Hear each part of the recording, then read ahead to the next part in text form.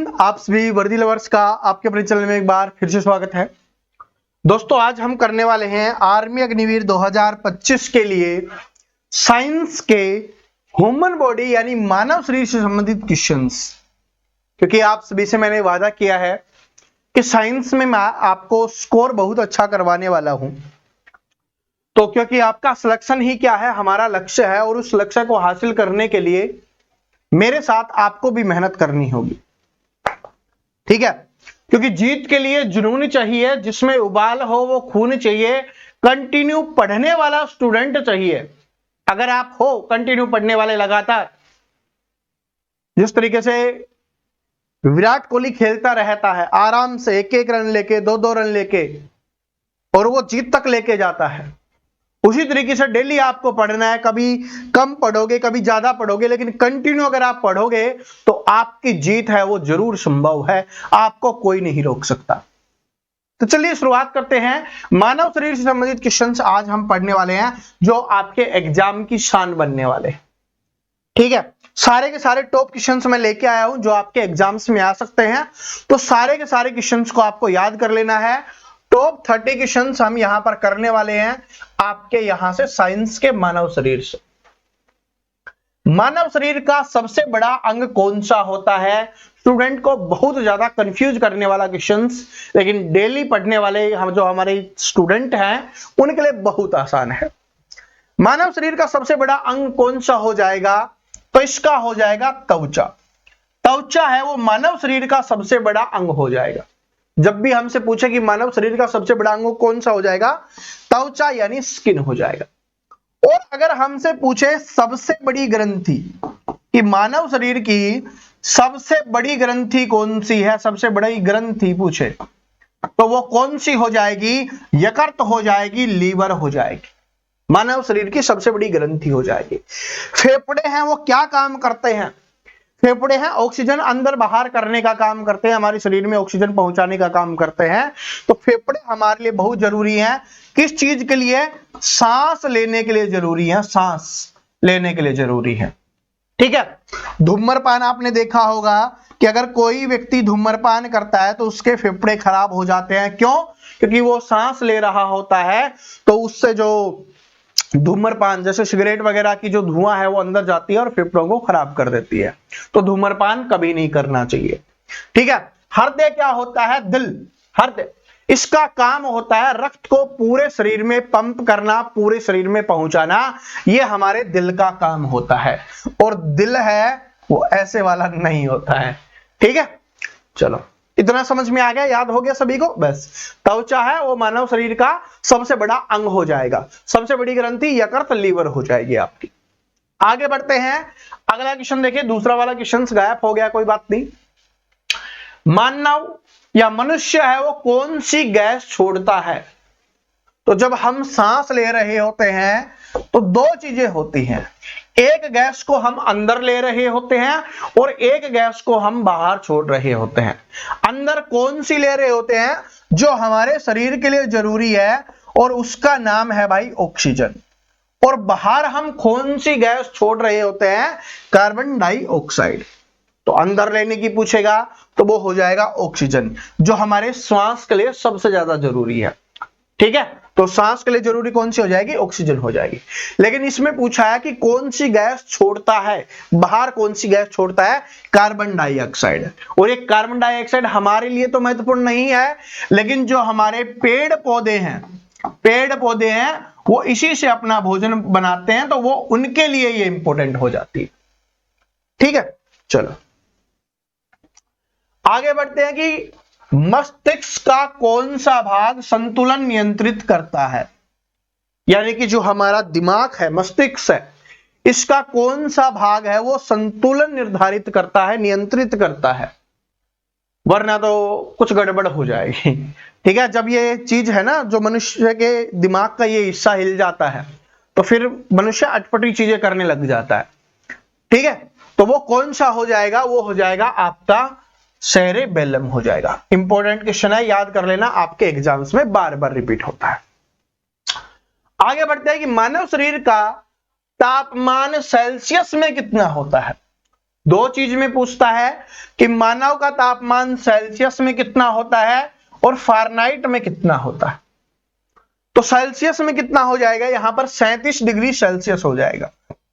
Sorry, मानव शरीर का जो तापमान है ना वो क्या होता है, 37 डिग्री सेल्सियस होता है। तो सेल्सियस में अगर हमसे फारेनहाइट में पूछे तो कितना हो जाएगा, 98.6 डिग्री फारेनहाइट हो जाएगा। ठीक है, फारेनहाइट में पूछेगा तो 98.6 डिग्री फारेनहाइट, और इसमें सेल्सियस में पूछेगा तो 37 डिग्री हो जाएगा। अब देखो क्या होता है कि आपने देखा होगा कि गर्मियों में हमें गर्मी क्यों लगती है, क्योंकि हमारे मानव शरीर का तापमान क्या है, 37 डिग्री सेल्सियस, और इससे अगर ज्यादा की चीज होगी तो वो हमारे लिए गर्म हो जाएगी, और इससे अगर कोई कम टेम्परेचर वाला होगा तो हमारे लिए ठंड हो जाएगा। तो सर्दियों में क्या होता है, टेम्परेचर कम होता है, 37 डिग्री से कम ही होता है ना भाई, कहीं पे 5, 10, 2, 4, 1 तक पहुंच जाता है, माइनस में भी चला जाता है, तो वो कम होता है 37 डिग्री से। अगर 20 भी होगा तो भी हमें ठंड लगेगी। तो इसका रीजन समझ गए, एसी चलाते हैं, 20 पे चला रहे होते हैं, 18 पे चला रहे होते हैं, 16 पे चला रहे होते हैं, 28 पे चला रहे होते हैं, तो भी हमें ठंड लगती है ना। 30 पे चलाओगे तो भी ठंड लगती है, क्यों, क्योंकि 37 डिग्री सेल्सियस होता है, और इससे नीचे अगर हम चलाएंगे तो वो हमारे लिए ठंडा हो जाएगा, इससे ऊपर वाला गर्म होता है। तो इस अब गर्मियों के मौसम में क्या है, इससे ऊपर वाला रहता है टेम्परेचर, तापमान, तो इसलिए हमें गर्मी लगती है। ठीक है, चलो, सूर्य की रोशनी त्वचा पर कौन सा विटामिन उत्पन्न करती है। सूर्य की रोशनी त्वचा पर कौन सा विटामिन, यानी कि जो सूर्य की रोशनी से है वो हमें कौन सा विटामिन मिलता है, तो ये तो आप सभी को पता है कि विटामिन डी मिलता है, जिसको क्या बोला जाता है, फ्री का विटामिन भी बोला जाता है। फ्री का विटामिन, क्योंकि सूर्य की किरणों से हमें मिल रहा होता है। और सूर्य से कौन सी किरणें आ रही होती हैं, पैरा बैंगनी किरणें हैं जो हमारे लिए डेंजरस होती हैं। पैरा क्या हो गया, पैरा बैंगनी, पैरा बैंगनी किरणें हैं जो हमारे शरीर के लिए खतरनाक होती हैं, जिससे त्वचा कैंसर भी हमें हो सकता है। और इसको रोकने के लिए हमारे भगवान ने, हमारी प्रकृति ने क्या बनाया है, ओजोन परत बनाई है। कौन सी परत है, ओजोन परत का निर्माण किया है, लेकिन उसमें भी अभी क्षति हो रही है, जिसकी वजह से आगे ये धीरे धीरे बढ़ता रहेगा। ठीक है, त्वचा कैंसर की बात कर रहा हूं। कौन सा रक्त समूह सार्वभौमिक दाता होता है, ब्लड वाले में ये क्वेश्चंस मैंने आपको याद करवा दिया है बड़े प्यार से, तो बड़े प्यार से हर एक स्टूडेंट इसका कमेंट करके बताएगा। ये बार बार मैंने क्वेश्चंस आपको याद करवाया है, लेकिन मानव शरीर में तो रक्त भी है ना भाई, तो मानव शरीर में क्वेश्चंस इसलिए आया है। ये मत सोचना कि रक्त वाला क्यों आ गया, क्योंकि मानव शरीर की बात हो रही है, तो रक्त हमारे लिए बहुत जरूरी है। क्योंकि बोला जाता है ना कि अगर तेरा खून पानी हो गया तो फिर तू रवानी हो गया इस दुनिया से। ठीक है, तो सभी स्टूडेंट कमेंट करेंगे सार्वभौमिक दाता हमसे पूछा है, यूनिवर्सल डोनर हमसे पूछा गया है। लाल रक्त कोशिकाएं कहां उत्पन्न होती हैं। जो लाल रक्त कोशिकाएं हैं, जिनको शॉर्ट फॉर्म में आरबीसी, इंग्लिश में जिनको रेड ब्लड सेल बोला जाता है, इनका जीवन काल कितने का होता है, 120 दिन का इनका जीवन काल होता है। तो हमें बताना है कि ये कहां पर उत्पन्न होती हैं, तो ये हमारे अस्थि मज्जा या बोन मैरो है उसमें बन रही होती हैं, बोन मैरो। ठीक है, जो हमारी हड्डियों के बीच में जो जोड़े बनी होती है ना, हड्डियों के बीच में जो चीजें होती हैं वहां पर ये बन रही होती हैं अस्थि मज्जा में। तो लाल रक्त कोशिकाएं हैं। ठीक है, आगे बढ़ते हैं कि मानव शरीर में रक्त कौन सा अंग छानता है। कौन सा अंग छानता है, ये अपने को बताना है कि मानव शरीर में रक्त को कौन सा अंग छानता है, यानी साफ कौन सा अंग करता है। क्योंकि जो हमारा रक्त है ना उसमें अशुद्धि आ जाती है, तो उसको साफ करके और दिल तक पहुंचाना, और दिल से है हृदय से पूरे शरीर में पहुंचाता है। तो छानने का काम है, फिल्टर करने का काम है, वो किसके द्वारा किया जाता है, तो ये काम है वो गुर्दे के द्वारा किया जाता है। किसके द्वारा किया जाता है, किडनी के द्वारा किया जाता है, यानी गुर्दे के द्वारा है ये काम किया जाता है। चलो आगे बढ़ते हैं कि मानव हृदय में कितने कक्ष होते हैं। मानव हृदय में, जो हमारा मानव हृदय होता है उसमें कितने कक्ष होते हैं, यानी कि हमारा जो दिल है उसमें कितने चैम्बर्स होते हैं। तो उसमें क्या है कि हृदय में 4 चैम्बर्स होते हैं। कितने होते हैं? 4 चैम्बर्स। ये याद कर लेना कि कितने कक्ष होते हैं हृदय में? 4। आगे बढ़ते हैं। तभी तो लोग आज के समय में एक से ज्यादा लोगों को बसा लेते हैं दिल में, ठीक है। हाँ, पहले भी 4 ही होते थे, ऐसा नहीं कि अभी होने लग गए, लेकिन पहले वाले ईमानदार होते थे, वफादार होते थे, ठीक है। आजकल वफादारी मिलना बड़ी मुश्किल बात है। देखो, मानव शरीर की सबसे लंबी हड्डी कौन सी है? ये क्वेश्चन मैंने बार बार करवाया है। तो फीमर क्या है कि मानव शरीर की सबसे बड़ी हड्डी हो जाएगी जांघ की हड्डी, जिसको बोला जाता है। सबसे छोटी होती है स्टेपिस, कान की हड्डी होती है। सबसे मजबूत है वो जबड़े की हड्डी होती है, ठीक है। तो ये तीनों क्वेश्चन हमसे पूछता है, तो याद कर लेना। किस ग्रंथि को मास्टर ग्रंथि कहा जाता है? ये इंपॉर्टेंट क्वेश्चन है भाई, बार बार एग्जाम में आने वाला क्वेश्चन है कि कौन सी ग्रंथि को मास्टर ग्रंथि कहा जाता है। सबसे बड़ी ग्रंथि कौन सी थी वो याद करवा दिया था ना मैंने, यकृत लीवर। यकृत जो लीवर है वो सबसे बड़ी ग्रंथि है, लेकिन मास्टर ग्रंथि हमसे पूछा है। मास्टर ग्रंथि कौन सी हो जाएगी? पिट्यूटरी ग्रंथि। कौन सी हो जाएगी भाई? पिट्यूटरी ग्रंथि है वो क्या हो जाएगी हमारी? मास्टर, क्या हो जाएगी? मास्टर ग्रंथि हो जाएगी पिट्यूटरी। आगे बढ़ते हैं कि श्वेत रक्त कोशिकाओं का मुख्य कार्य क्या होता है, यानी जो WBC है उनका मुख्य कार्य क्या है। देखो यहां पर ब्लड का भी आपका रिवीजन हो गया, रक्त वाला जो टॉपिक हमने पढ़ा था ना उसका भी आपका यहां पर रिवीजन हो गया है।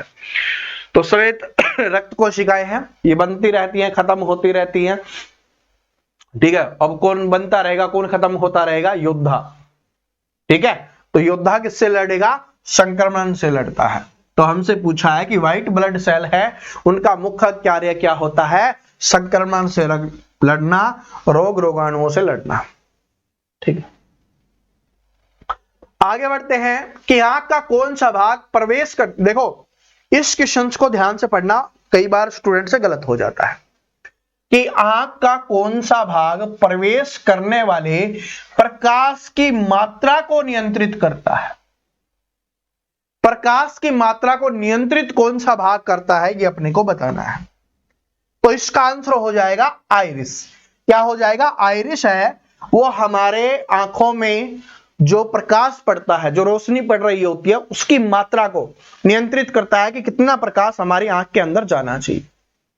लेकिन आंख के अंदर प्रकाश जाने का परमिशन कौन देता है? तो वो दिया जाता है कॉर्निया के द्वारा, ठीक है। दोनों में डिफरेंस समझ गए। अगला क्वेश्चन है आपका कि वयस्कों में रक्तचाप की सामान्य सीमा क्या है। इंपॉर्टेंट क्वेश्चन है, बार बार एग्जाम्स में रिपीट होने वाला क्वेश्चन है। तो वयस्कों में रक्तचाप यानी कि जो अपना ब्लड प्रेशर है ना, और ये तो नॉर्मल लाइफ में भी काम आता है कि किससे ज्यादा और किससे कम नहीं होना चाहिए। तो क्या हो जाएगा? 120 से ज्यादा नहीं होना चाहिए और 80 से कम नहीं होना चाहिए। तो option number B correct answer हो जाएगा। याद कर लो 120-80 कितना? 120-80 उच्चतम निम्नतम। इंसुलिन का कौन सा अंग उत्पन्न करता, सॉरी इंसुलिन है वो कौन सा अंग है वो उत्पन्न करता है?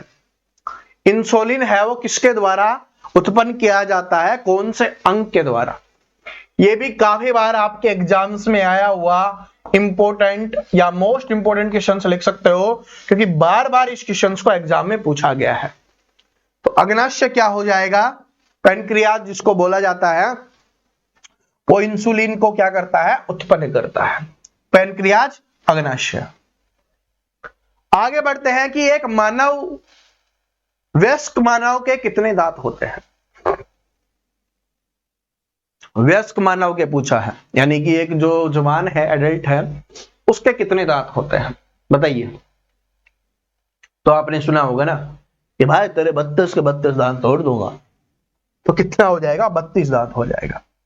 कितने दांत होते हैं? 32 दांत। एक एग्जाम में ये भी क्वेश्चन पूछा जाता है कि दूध के दांतों की संख्या कितनी होती है। तो दूध के दांत कितने होते हैं भाई? 20 दांत होते हैं दूध के, जो टूट जाते हैं और फिर दोबारा भी उग जाते हैं, ठीक है।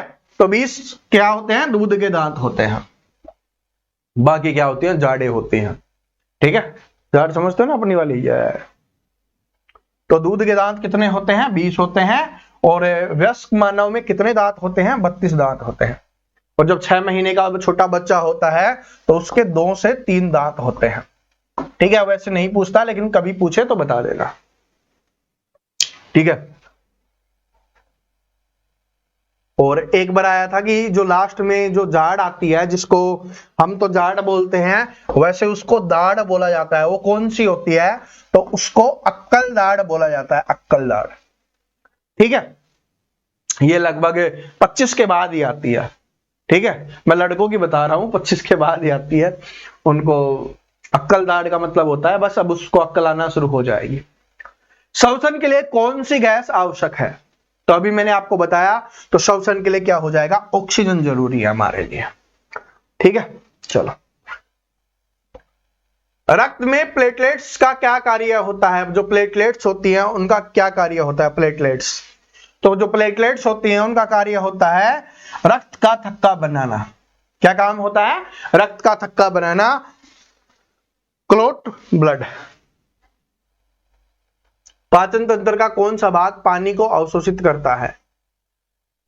कौन सा भाग करता है भाई, बताओ।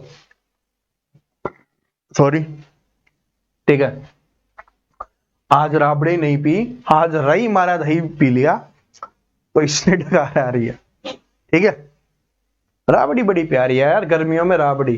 ठीक है, राबड़ी पियो और पढ़ो आराम से। काफी दिन हो गए थे ना राबड़ी पीते, बीच में ब्रेक भी लेना होता है। तो क्या हो जाएगा कि पाचन तंत्र का कौन सा भाग है वो पानी को अवशोषित करता है? तो ये हो जाएगा अपना बड़ी आंत हो जाएगा। क्या हो जाएगा? बड़ी आंत हो जाएगा पाचन तंत्र पानी को अवशोषित करने वाला। आगे देखिए, कौन सा विटामिन रक्त का थक्का बनाने में मदद करता है? तो ये तो सभी को पता है, विटामिन के है, वो रक्त का थक्का बनाने में काम आता है। श्वसन प्रणाली का मुख्य कार्य क्या होता है? जो श्वसन प्रणाली होती है उसका मुख्य कार्य क्या होता है? सांस लेते हैं उसका मुख्य कार्य क्या होता है? उसका होता है गैसों का आदान प्रदान करना, O2 और CO2, यानी ऑक्सीजन ग्रहण करना और कार्बन डाइऑक्साइड को छोड़ना। ठीक है, तो क्या हो जाएगा? गैसों का आदान प्रदान करना। ठीक है, गैसों का आदान प्रदान करना श्वसन प्रणाली का। आगे देखिए कि रक्त को पंप करने के लिए कौन सी मांसपेशी जिम्मेवार है? रक्त को पंप करने के लिए मांसपेशी हमसे पूछा है कि कौन सी मांसपेशी है वो जिम्मेवार होती है। तो बताइए, रक्त को पंप करने के लिए कौन सी मांसपेशी है वो जिम्मेवार होती है? तो इसका करेक्ट आंसर हो जाएगा आपका हृदय। सॉरी, ठीक है, अभी तो मैंने आपको बताया था क्या कि हृदय है वो पूरे शरीर तक पहुंचाता है। ठीक है, न्यूरॉन का कौन सा भाग संकेत प्राप्त करता है? यह अच्छा क्वेश्चन है, ये नया क्वेश्चन है आप लोगों के लिए, लेकिन ये अच्छा क्वेश्चन है आपके एग्जाम के लिए। न्यूरॉन का कौन सा भाग संकेत प्राप्त करता है? तो बताइए, न्यूरॉन का कौन सा भाग हो जाएगा? तो इसका हो जाएगा आपका डेंड्राइट। ठीक है, option number B correct answer हो जाएगा कि ये क्या करता है? संकेत प्राप्त करता है। ठीक है, सिग्नल्स। रक्त के तरल भाग को क्या कहते हैं? जो रक्त का तरल भाग होता है उसको क्या बोला जाता है? बताओ। ठीक है, बताओ, रक्त के तरल भाग को क्या कहा जाता है? तो रक्त के तरल भाग को क्या कहा जाता है? प्लाज्मा कहा जाता है। क्या कहा जाता है? रक्त के तरल भाग को प्लाज्मा।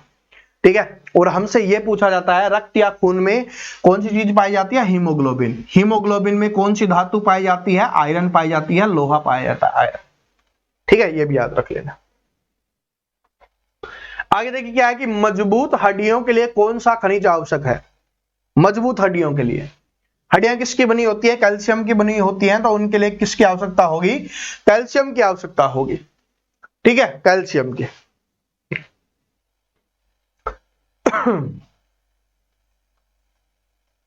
जिनकी हड्डियां मजबूत नहीं है ना, कैल्शियम की गोलियां खा लिया करो कभी कभी।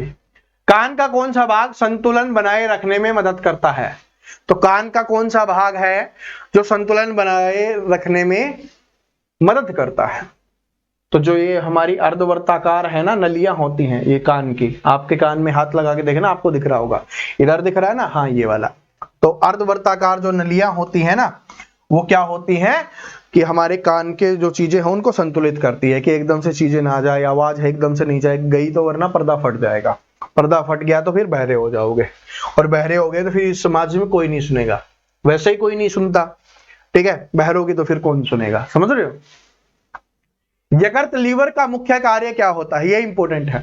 जो हमारी सबसे बड़ी ग्रंथि है यकृत लीवर, उसका मुख्य कार्य क्या होता है, तो इसका मुख्य कार्य होता है शरीर में जितना भी खराब चीजें होती है, खराब पदार्थ होते हैं, ठीक है, जो टॉक्सिक होते हैं, तो उनको बाहर निकालना। तो जो विषाक्त पदार्थों को छानना या उनको बाहर निकालना, समझ रहे हो, उनको फिल्टर करने का काम है वो किया जाता है, ठीक है, किसके द्वारा, यकृत के द्वारा, लीवर के द्वारा फिल्टर करता है उनको, साफ सफाई करता है उनकी।